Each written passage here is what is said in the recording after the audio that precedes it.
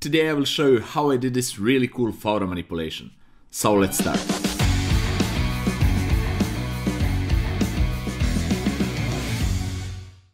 Hey guys, it's Nemanja and welcome to another really fun episode. Today I will do a full breakdown of this really cool photo manipulation that you just saw at the beginning, and this photo manipulation is inspired by one of my favorite movies when I was a child. It's called War of the Worlds. In case you didn't heard about that, just Google it and you will see what it's all about. There are two versions of the movie, one is older and one is a new version from 2000 and something 4 or I don't know, with Tom Cruise, but I personally prefer the story from the older version, and of course the new version is better filmed, the new technologies and everything.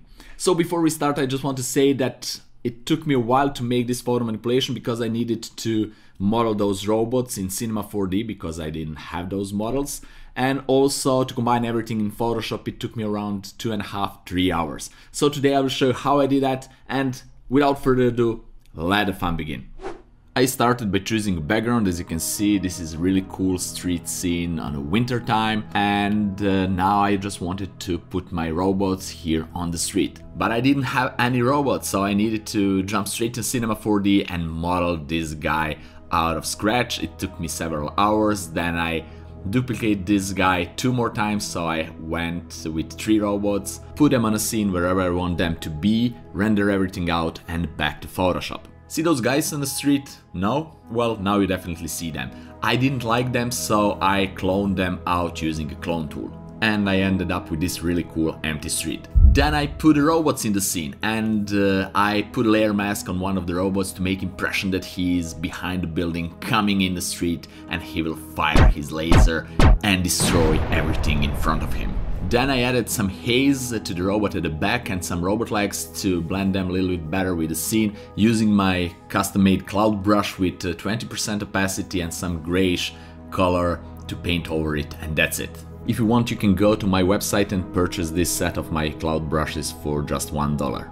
And now it's a model time. This is my friend Kraka. You already know him from a lot of previous photos, and I asked him to be a model for this scene, so I put him on the floor because I didn't have enough high ceiling to put my lights so high, and we improvised and we matched the lights and the perspective to the image, and I just cut him out of the background using a quick selection tool and place him in the scene. I used that cool trick with the perspective lines and vanishing point to find the proper scale of the model in the scene, which I already showed you in several of my tutorials. Now I use the color balance adjustment layer to match the colors between the model robots and the background. And now finally it's explosion time. I decided to put some kind of explosion on the left side of the screen, and I just took several photos of a fire, placed them together, put them in a screen blending mode, added some smoke and some debris, and that's basically it. I had an explosion. But now we have a problem. The light doesn't match on the model, so now I needed to paint a light on the model on the side to match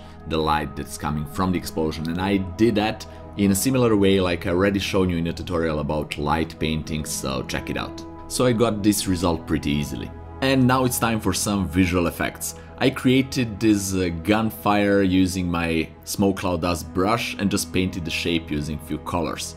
Then I created this really cool laser with a simple brush, and I put hour glow at the top to have even better effect, and then I added even more glow both to the hands and the head of the model with a simple brush with the empty layer in the linear dodge blending mode. And this is the result. I have some really nice robot with lights on. Then I added some brightness to the robot all the way back, and also I give him the laser. I made it the same way like I did for the first robot. Also I made the explosion all the way back to make impression that this robot is coming from that street and already crushing everything in front of him. But you know what? I need some smoke there. I miss some smoke there from the explosion, so let's make it. Let's use just regular smoke cloud dust brush that I already used and just paint some smoke in.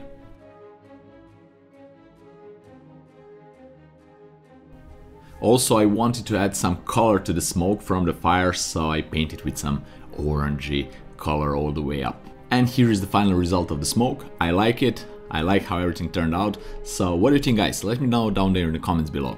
And now I decided to put some car on fire in the scene, so I found this photo of this ruined car, completely burned out of the fire, and I just cut it out of the background, put it in scene, put it all the way back behind the robots, put some fire on it, put a fire in screen blending mode, and add some smoke, and we have really cool detail all the way back.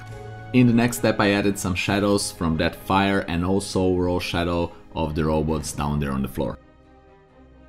Then I decided to add even more snow in the scene with my custom made particle brush, which I show you how to create in my tutorial about how to create any custom brush in Photoshop, so check it out. Basically I created a brush, mess up with the settings here in the brush panel, and then when I was satisfied with it I sampled the color and just paint with the brush on the photo to add the snow, and then just change the color using hue and saturation adjustment layer. Actually I changed the brightness and then blur it to make it out of the focus, and that's basically it. Also I decided to add some snow on the model to make it a little bit more realistic, and for that I use a really cool trick that I show you in my blend diff tutorial. So I use blend diff to accomplish that. Check this tutorial out and you will see how simple and easy it is to add snow to basically any surface you want.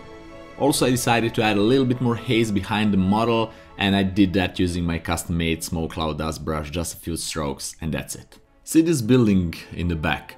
Well, I didn't like this sign on the building, so I decided to cover it with some color, but then I didn't like it too and I decided to put some fire on it, so the building is on a fire, and which looks really cool to me. Then I added a few debris, just like a detail, and added another fire on the building all the way back. And now that I mentioned the details, I added 2 helicopters in the scene, lower the opacity, blur them a little bit, and make them a little bit brighter to blend the scene better. Also I decided to add a little bit more lights in the scene to spice everything a little bit more, so for that I use my lens flare pack. If you like you can check it out, the link is down there in the description. So basically what I did, I just drag and drop my lens flares in the scene and put them in appropriate blending mode. Basically I use the screen blending mode for that, and I just made photo a little bit more interesting with a little bit more lighting effects, as you can see right here in the screen.